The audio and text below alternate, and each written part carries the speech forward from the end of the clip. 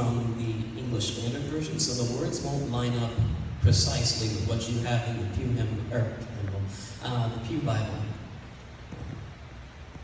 The same night he arose, and he, being Jacob, arose and took his 2 wives, his 2 female servants, and his 11 children, and crossed the ford of the Jabbok.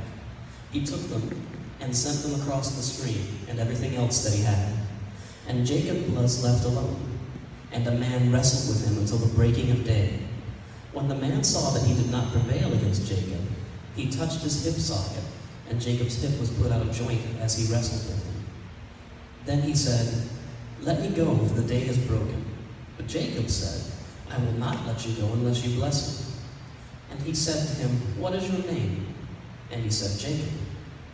Then he said, "Your name shall no longer be called Jacob, but Israel, for you have striven with God and men, and have prevailed."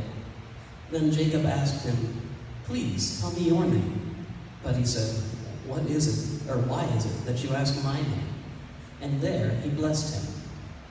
So Jacob called the name of the place Peniel, saying, "For I have seen God face to face, and yet my life has been delivered." The sun rose upon him as he passed Peniel, limping because of his hip. Therefore, to this day, the people of Israel do not eat the sinew of the thigh that is on the hip socket, because he touched the socket of Jacob's hip on the sinew of the thigh.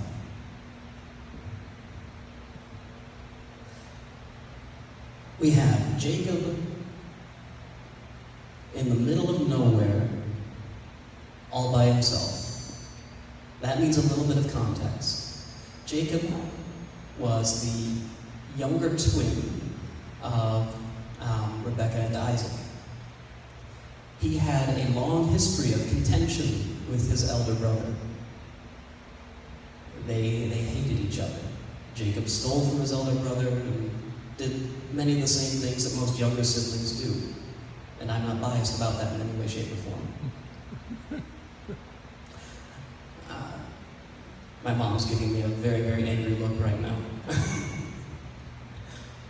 But in this history, Jacob eventually has to flee because Esau is bent on killing him. Jacob goes, crosses the river with his staff and the clothes on his back, and that's it. He comes back at God's direction with not one camp of things and followers and family, but 2. In the passage just before the one that I read, he acknowledges this and speaks to God about it.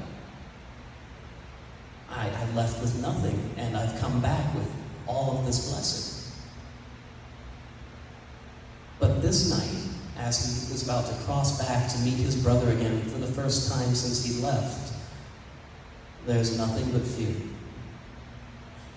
He sends everyone that he has across the river and then goes back to the camp by himself. There's no indication in the scripture as to why he went by himself, but he did.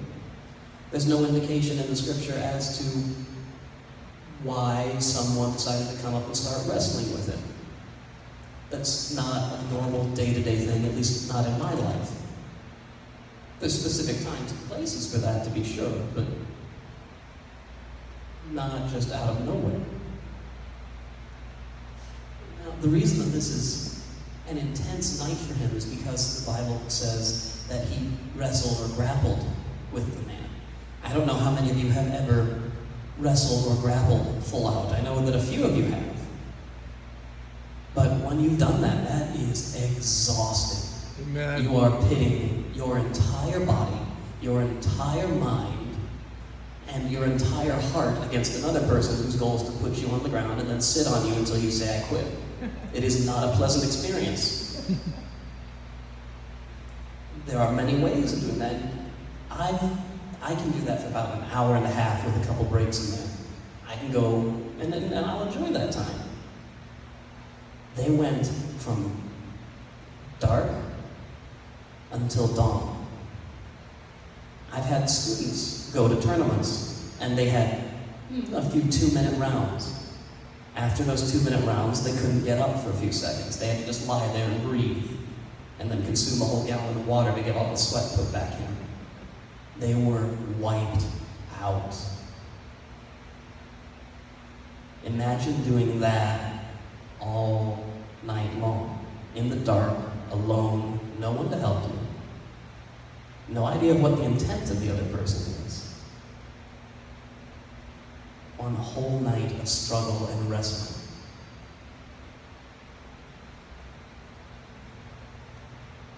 I don't know why God wouldn't have introduced himself to Jacob, but for some reason he didn't, because at the end of it, they ask each other's names. I don't know if this was a cultural thing. I can't find any information on it. I tried really hard.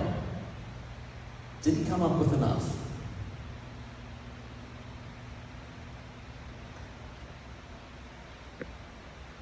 At the break of day, after they have struggled back and forth and back and forth,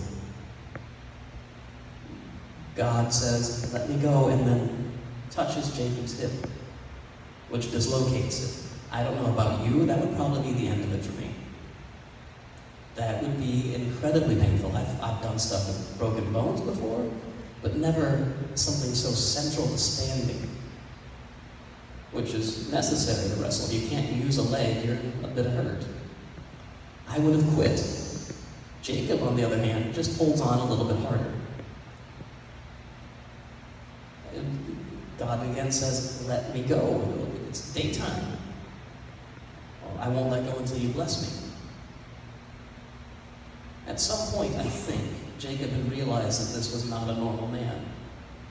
And, a blessing from someone who contended with him for the entire night seemed like a good idea. It doesn't say what the blessing was. I wish it did. I would love to know what the full wording would be.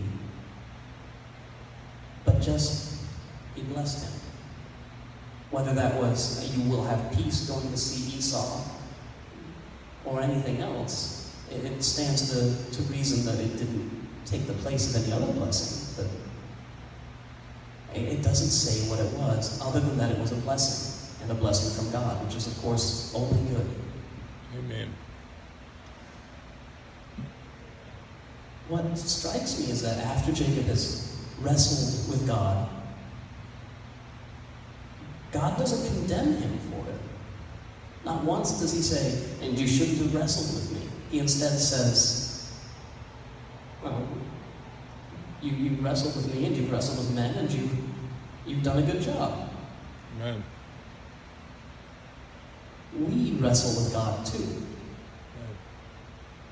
We don't necessarily wrestle physically with him, though if you have, I would love to talk with you about it. I want to know exactly what techniques we use so I can start practicing. We wrestle with God inside. Like the story that I read to you that was written by that fellow. That was a struggle between him and God. Him and his own depression and God. Not once was that an easy path for him. But he kept on arguing with God. Well, why is it this way? We struggle with God to change ourselves at times. You read through the Bible and you're supposed to be such a way, you're supposed to be Christ-like. Well, what is Christ-like? If I always carry a chip on my shoulder to certain people, is that Christ-like? And how do I come to that conclusion? I've had my own issues where I will speak to God and I will find myself justifying my own actions. Amen. And we will go back and forth and back and forth. And eventually he will put me on the floor and sit on me. If you ever see two wrestlers or grapplers go at it, you always know that the one who has, generally, the best training and the best conditioning will win. The one who's more experienced has a significant edge. My students have seen me in class where I've wrestled someone larger than I am and come out well on top because I know more than that person. They were inexperienced. I can think 5 or 6 moves ahead of them. Grappling with God is like grappling with a master instructor. He can think about 20 moves ahead. Amen. And everything you do just goes exactly where he wants it to go. Right. It doesn't feel that way. On occasion, it even feels that you have an edge, up until they, again, put you on the floor and sit on you. Job argued with God. And at the end, well, God says, all right, you want your answers, you have them. Stand up, take it like a man. Which is not something I would ever want to hear from God. I would be on the floor in tears in puddles. But he stands there, take it like a man, and God gives him the answers. Not the answers Job was actually hunting for, though. But I am God. Do you know anything about the creation of the world? No. That can be the end of a struggle with God as well. God ultimately tells you what you need, and your struggle, while worth it, will be explained in a different manner than you expect. God doesn't condemn the struggles against him, he expects it. And he says, in Jacob's case, all right, we've struggled. I will now bless you. It's okay to go ahead and struggle with God. Right. It's never okay to be disrespectful to God, but to struggle with is entirely different. Many of you are married. You have struggled with your significant other. Maybe they haven't sat on you physically, but you have lost that argument. Or you've both come to a conclusion together going, oh, okay. That doesn't hurt your relationship, or it shouldn't. It builds it up. If you fight fair and play with the rules, you end up becoming closer together. The same thing with God. If we struggle with God and then come to understanding by meeting him, because, well, no, other way around, God meeting you. Jacob was alone. God came to him.